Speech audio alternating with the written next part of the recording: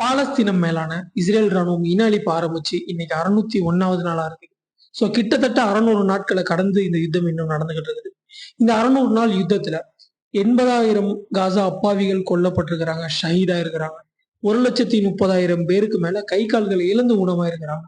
So இதுல அதிகமா கொல்லப்பட்டது, அதிகமா கை கால்களை இழந்து ஊனமாக்குனது யாருன்னு பாத்தீங்கன்னா சின்ன சின்ன குழந்தைகள் தான். சின்ன சின்ன குழந்தைகள் தான் அதிகமா கொல்லப்பட்டிருக்கிறாங்க. அதிகமா பெண்கள் கொல்லப்பட்டிருக்கிறாங்க, முதியவர்கள் கொல்லப்பட்டிருக்கிறாங்க. சோ யாரெல்லாம் இந்த யுத்தத்துல இருந்து தப்பிச்சு ஓட முடியாத, ஒரு இடத்துல இருந்து ஓட முடியாதோ அவர்கள் தான் அதிகமா தேடி தேடி கொல்லப்பட்டிருக்கிறாங்க. காசா என்ற ஒரு நாடே சுத்தமா அழிக்கப்பட்டிருக்குது. அங்க பில்டிங்ஸ் எல்லாம் எதுவுமே கிடையாது. கிட்டத்தட்ட 95% பில்டிங் எல்லாமே அழிச்சிட்டாங்க. ஸ்கூல்கள் அழிச்சிட்டாங்க, காலேஜ் அழிச்சிட்டாங்க, மருத்துவமனைகள் அழிச்சிட்டாங்க. 36 மருத்துவமனைகள் அழிச்சிருக்கிறாங்கன்ற செய்திகளும் இன்னைக்கு வந்திருக்குது. இது காசாவ மக்கள் வாழ கூடாத ஒரு இடமா, ஒரு நரகமா இன்னைக்கு ஆக்கி வச்சிருக்கிறாங்க இந்த 600 நாள் யுத்தத்துல. சோ 601வது நாளா இருக்கிற இன்னைக்கும் எந்தவித சமரசமும் இல்லாம அங்க இருக்கிற அப்பாவி மக்கள் மேல தாக்குதல் நடத்திக்கிட்டு இருக்கிறாங்க. செய்திகள் இன்னைக்கு வந்திருக்குது. சோ இந்த செய்திகள் எல்லாம் கேட்டு நமக்கு அவ்வளவு கோவம் வருது, ஆத்திரம் வருது. நம்மளால என்ன பண்ண முடியும்? நம்ம என்ன பண்ணிருக்கோம் அந்த மக்களுக்காக? சோ நம்மளால என்னதான் பண்ண முடியும் இந்த யுத்தத்துல அப்படின்னு பாத்தீங்கன்னா, நம்ம போயிட்டு கட்டை கம்பெல்லாம் எடுத்துட்டு போயிட்டு இந்த இஸ்ரேல்காரனோட நம்மளால சண்டைக்கு போக முடியாது. ஏன்னா நம்ம அந்த மாதிரி, ஏன்னா நம்ம ஒரு நாட்டுல இருக்கணும், அந்த சண்டை வேற எங்க நடக்குது. சரி, அப்ப நம்ம என்னதான் பண்ணலாம் அப்படின்னு பாத்தீங்கன்னா, இஸ்ரேலியர்கள் கிட்ட இல்லாத ஒரு மிகப்பெரிய ஆயுதம், பலமான ஆயுதம் நம்மள்ட்ட இருக்கு. என்னன்னு கேக்குறீங்களா? நம்மளுடைய துவா. நம்மளுடைய துவா தான் அந்த மக்களை இனிமேல் காப்பாத்த போகுதுன்றதை எல்லாருமே புரிஞ்சுக்கோங்க. காலையில எந்திரிக்கீங்கன்னா காலையில கண்டிப்பா துவா செய்யுங்க. நைட்டு தூங்க போறதுக்கு முன்னாடி துவா செய்யுங்க. காலையில 5 வேளை தொழுகையிலையும் துவா செய்யுங்க. அந்த உங்களுடைய பிள்ளைகளை பாக்குறப்ப நீங்க அந்த மக்களுக்காக துவா செய்யுங்க. சாப்பாடு தட்டை பாக்குறப்ப அந்த பிள்ளைகளுக்காக துவா செய்யுங்க. எல்லாருக்காகவும் துவா செய்யுங்க. உங்களுடைய துவா வரதுதான் இன்ஷா அல்லாஹ் எதிர்காலத்துல அந்த மக்களை காப்பாத்த போகுதுன்ற ஒரு மிகப்பெரிய கோரிக்கையை உங்ககிட்ட வைக்கிறேன். நீங்க இந்த வீடியோ பாக்குறீங்க, நான் இந்த வீடியோ ரொம்ப கஷ்டப்படுது, நானும் போட்டுக்கிட்டு இருக்கேன். சோ இந்த வீடியோ பாக்குற நீங்க எனக்காக ஒண்ணும் செய்யணும். அந்த மக்களுக்காக ஒரு தினமும் அணுதினமும் பிரார்த்தனை செய்யுங்க. எனக்கு அது மட்டும் போதும். மேலதிகமா நம்மளுடைய சேனலை பார்த்துக்கிட்டு இருக்கிற பல மாற்று மத சகோதரர்கள் என்ன பண்றீங்கன்னா, அவர்களுக்கு பிரார்த்தனை செய்யாம ஒரு இன அழிப்புக்கு நீங்களுமே துணை போயிட்டு இருக்கிறீங்க. அவர்களுக்கு ஆதரவான, இஸ்ரேலுக்கு ஆதரவான கருத்துக்களையுமே நீங்க இந்த என்னுடைய சேனல்ல வந்து சொல்லிட்டு இருக்கீங்க. சோ இது வந்து ஒரு மிருகத்தனமானது. என்ன நடக்குதுன்றது உங்க கண்ணுக்கே தெரியுதுல்ல. சோ அப்படி இருக்கிறப்ப நீங்க அந்த நாட்டுக்கு சப்போர்ட் பண்ணலாமா? நீங்களும் மனம் திருந்துங்க. உங்களுடைய கடவுள்கிட்ட நீங்களும் பிரார்த்தனை செய்யுங்க. தினம் தினம் அந்த மக்கள் கொடூரமான முறையில கொல்லப்பட்டு இருக்கிறாங்க அப்படின்ற செய்திகள் தினம் தினம் வந்துகிட்டு இருக்கு. எல்லாருமே அந்த மக்களுக்கு பிரார்த்தனைகள் செய்யுங்க அப்படின்ற ஒரே கோரிக்கையோட இன்றைக்கான காணொலிக்குள்ள போயிடலாம். கடந்த 24 மணி நேரத்துல பாலஸ்தீனத்துல 52 அப்பாவி சகோதரர்கள் கொல்லப்பட்டிருக்கிறாங்க, ஷஹீதா இருக்கிறாங்க. மேலதிகமா 70 பேர் கிட்ட படுகாயம் அடைஞ்சிருக்காங்க அப்படின்ற செய்திகள் இன்னைக்கு பாலஸ்தீன சுகாதார அமைப்பு சொல்றாங்க. சோ தினம் தினம் 50 பேர், 30 பேர், 40 பேர், 60 பேர்னு நம்ம பாக்குறப்ப ஒரு நாளைக்கு 20, 30ன்றது கம்மியா இருக்குது. ஆனா இந்த மாச கடைசியில நம்ம கரெக்டா இந்த மாசத்துல எத்தனை பேர் கொல்லப்பட்டிருக்காங்கன்னு பாக்குறப்ப 5,000, 6,000, 7,000 அப்படின்ற மாதிரி இறப்பு விகிதம் என்பது நம்ம நினைச்சு கூட பார்க்க முடியாத அளவுக்கு கொடூரமா இருக்குது. சோ இப்படிப்பட்ட அவல நிலை இன்னைக்கும் தொடர்ந்து இருக்கு. 52 பேர் கொல்லப்பட்டிருக்காங்கன்ற வருத்தத்திற்குரிய செய்தி வந்திருக்குது. சோ இதற்கு உடனடியா பாலஸ்தீன விடுதலை அமைப்பு ஹமாஸும் தரமான பதிலடிகளை பண்ணியிருக்கிறாங்க. உச்சக்கட்ட தாக்குதல்களை நடத்தியிருக்கிறாங்க. பல இடங்கள்ல இன்னைக்கு தாக்குதல் நடத்தி இஸ்ரேலிய துருப்புகள் பல பேரை கொன்னு கருவறுத்திருக்கிறாங்கன்ற செய்திகள் இன்னைக்கு வந்த வண்ணம் இருக்குது. வாங்க எங்கெங்கெல்லாம் தாக்குதல் நடத்தியிருக்காங்கன்ற செய்திகளை பார்க்கலாம். ஹமாஸ் முதல் கட்டமா ஒரு தாக்குதல் பண்ணிருக்காங்க. எங்கன்னா வடக்கு காசா பகுதியில் நடத்திருக்காங்க. ஸ்னைப்பர் அட்டாக் பண்ணிருக்காங்க. இந்த ஸ்னைப்பர் அட்டாக் வச்சு 2 கட்டளை தளபதிகளை நம்ம கொண்டிருக்கிறோம் அப்படின்ற மாதிரி முதல் கட்டமா சொல்றாங்க. இஸ்ரேலுடைய 2 கட்டளை தளபதிகளே இன்னைக்கு ஸ்னைப்பர் அட்டாக் பண்ணி தூக்கி இருக்கிறாங்க ஹமாஸ். இதெல்லாம் ரொம்ப ஆச்சரியப்படக்கூடிய விஷயமா இருக்குது. ஹமாஸ் அழிச்சிட்டோம்னு சொல்றாங்க, இன்னொரு கட்டடத்துல உட்காந்துக்கிட்டு ஸ்னைப்பர் அட்டாக் பண்ற அளவுக்கு அவங்க பலமா இருக்கிறாங்க. 2வது தாக்குதலா பைத்துலாஹியா பகுதியில் நடத்திருக்கிறாங்க. பைத்துலாஹியா பகுதியில் இஸ்ரேலுடைய ஒரு பெட்டாலியன் இருந்திருக்குது. சோ அதற்கு மேல இன்னைக்கு 20 தடவை வந்து மோட்டார் குண்டு தாக்குதல் நடத்தியிருக்கிறாங்க. பைத்துலாஹியா பகுதிகளில் இருக்கிற இஸ்ரேலுடைய ஒரு பெட்டாலியன் மேல 20 முறை மோட்டார் குண்டு தாக்குதல் நடத்தியிருக்கிறாங்க. இதுல 6 பேர் கொல்லப்பட்டிருக்கிறாங்க. ஒரு ஜீப்பு வெடிக்க வைக்கப்பட்டிருக்குது அப்படின்ற செய்திகள் இன்னைக்கு வந்திருக்கு. மேலதிகமா 3வது தாக்குதலா எங்க நடந்திருக்குன்னா காசால கான்யூனிஸ் பகுதியில் நடந்திருக்கு. கான்யூனிஸ் பகுதிகளில் அவர்களுடைய மெர்காவா டேங்க் அங்கே இங்கேயும் அலைஞ்சிருக்குது. சோ அந்த மெர்காவா டேங்க் நீங்க என்ன பண்ணிருக்காங்கன்னா, எப்போதுமே யாசின் 105 ராக்கெட் லான்ச்சர் வகையான ஏவுகணை அட்டாக் பண்ணுவாங்க. இந்த வாட்டி கொஞ்சம் மாறுதலா P-29 அப்படின்ற ஒரு ஏவுகணை இருக்குது. சோ இதை வந்து யுத்தத்தோட ஆரம்பத்துல பயன்படுத்தினாங்க, அதுக்கப்புறம் பயன்படுத்தல. இப்போ என்ன பண்ணிருக்காங்கன்னா, ஹமாஸினுடைய எலைட் போர்சஸ் உயரடுக்கு படைப்பிரிவினர் களத்துல இறங்கி அந்த P-29 வகையான ராக்கெட் லான்ச்சரை வச்சு இன்னைக்கு அந்த மெர்காவா டேங்க் அழிச்சு அதுல இருந்து 5 பேரையும் கொண்டு இருக்கிறாங்க கான்யூனிஸ் பகுதிகளில். அடுத்தது 4வது தாக்குதல் எங்க நடத்திருக்காங்க அப்படின்னா சுஜாயியா பகுதிகளில் நடத்திருக்காங்க. இந்த சுஜாயியா பகுதிகளில் இந்த இஸ்ரேல் கோழைகள் என்ன பண்ணிருக்கிறானுங்க, ஒரு வீட்டுள்ள இருந்திருக்கிறானுங்க. அந்த வீட்டுல ஒரு 15 பேர் கிட்ட இருந்திருக்கிறானுங்க. இன்னைக்கு எப்போதும் போல அந்த வீட்டையே பாம்பு வச்சு அடிச்சு வெடிச்சு தகர்த்து அந்த 15 பேரையும் அந்த 15 நாய்களையும் இன்னைக்கு கொன்னு குவிச்சிருக்கிறாங்க ஹமாஸ். ஏன்டா எத்தனை தடவை அடி வாங்கி சாவுவீங்க? வீட்டுலதான் பாம்பு வச்சு சாவடிக்கிறீங்கன்னு தெரியுதுலடா. அப்புறம் எதுக்குடா முட்டாள்தனமா மறுபடியும் வீட்லயே போய் உட்காந்துக்கிறீங்கன்ற மாதிரி தான் இருக்குது. இந்த மாதிரி நம்ம நிறைய வீடியோ பார்த்துருக்கிறோம்ல.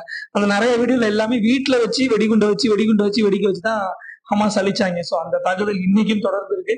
அந்த வீட்டுல இருந்த ஒரு 15 பேரையுமே இன்னைக்கு கொண்டு இருக்கிறாங்கன்ற ஒரு சிரிப்பான செய்திகள் வந்திருக்குது. சோ ஹமாஸினுடைய 5வது கட்ட தாக்குதல் எங்க நடத்தப்பட்டிருக்கு அப்படின்னா கான்யூனிஸ் பகுதியில் நடத்தப்பட்டிருக்கு.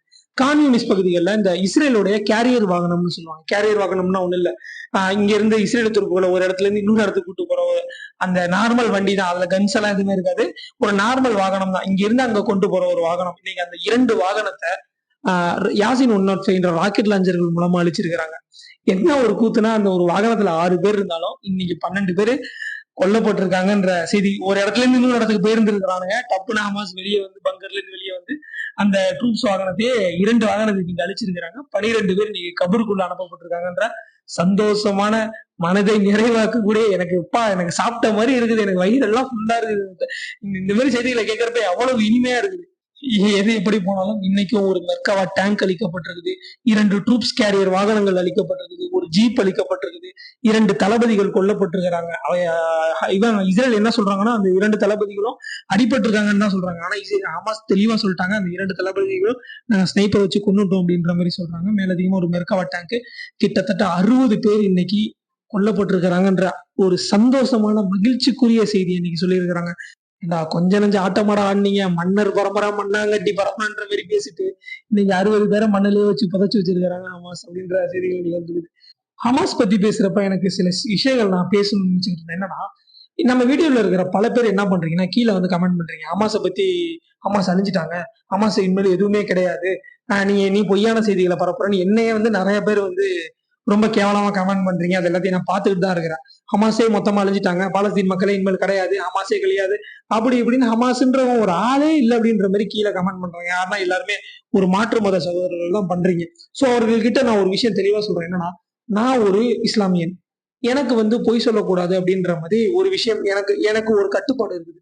ஓகேவா? ஏன்னா இப்போ நான் அந்த மக்களை வச்சு ஒரு பொய்யான செய்தியை உங்ககிட்ட பரப்பணும் அப்படின்னா, எனக்கு இந்த வாழ்க்கை நிரந்தர வாழ்க்கை கிடையாது. நான் இறந்ததுக்கு அப்புறம் நான் வந்து மறுமையில வாழக்கூடிய வாழ்க்கை தான் என்னுடைய நிரந்தரமான வாழ்க்கை. சோ நான் இப்ப இந்த பூமியில இருந்துகிட்டு பொய்யான தகவல்களை உங்ககிட்ட நான் கொடுத்தேன் அப்படின்னா, நான் இறந்ததுக்கு அப்புறம் அல்லாஹ் என்ன மன்னிக்க மாட்டேன், என்னுடைய கடவுள் என்ன மன்னிக்க மாட்டான். அந்த மக்களை வச்சு பொய் பரப்புன, சோ நீ நரகத்துக்கு போறதுக்கான சான்சஸ் எனக்கு அதிகமா இருக்குது. சோ அந்த பயம் எனக்கு இருக்குது. அதனால நான் எந்த ஒரு நேரத்திலையும் பொய்யான தகவல்களை நான் பரப்ப மாட்டேன். அங்க என்ன நடக்குது, பல நியூஸ் சேனல்களை பார்ப்பேன், அங்க என்னென்ன விஷயங்கள் வருதோ அதை அப்படியே கொண்டு வந்து சேகரிச்சு உங்கள்ட்ட வந்து கொடுப்பேன். சோ ஹமாஸை பத்தி நான் எந்த விதமான பொய்யான தகவல்களும் நான் பரப்ப கிடையாது. உங்களுக்கு ஹமாஸ் மேல செமையான காண்டு, அவ்வளவுதான். அடிக்க அடிக்க எந்திரிச்சு வராங்களே அப்படின்ற மாதிரி காண்டு. சோ இவங்க அதிகமா எதுல போய் கமெண்ட் பண்ணியிருந்தாங்கன்னா, அன்னைக்கு நம்ம ஹமாஸை பத்தின ஒரு வீடியோ ஒண்ணு போட்டிருந்தோம். அதுல இன்னும் எவ்வளவு பலமா இருக்கிறாங்கன்ற வீடியோ நம்ம போட்டிருந்தோம். அதற்கீழ தான் நிறைய கமெண்ட் பண்ணிருந்தீங்க. அதாவது என்னன்னா, இன்னும் 40,000 ஹமாஸ் ராணுவம் யுத்தத்துல யூஸ் பண்ண முடியாம இன்னும் அப்படியே பங்கருக்குள்ள ஆயுதங்களோட ரெடியா இருக்கிறாங்க.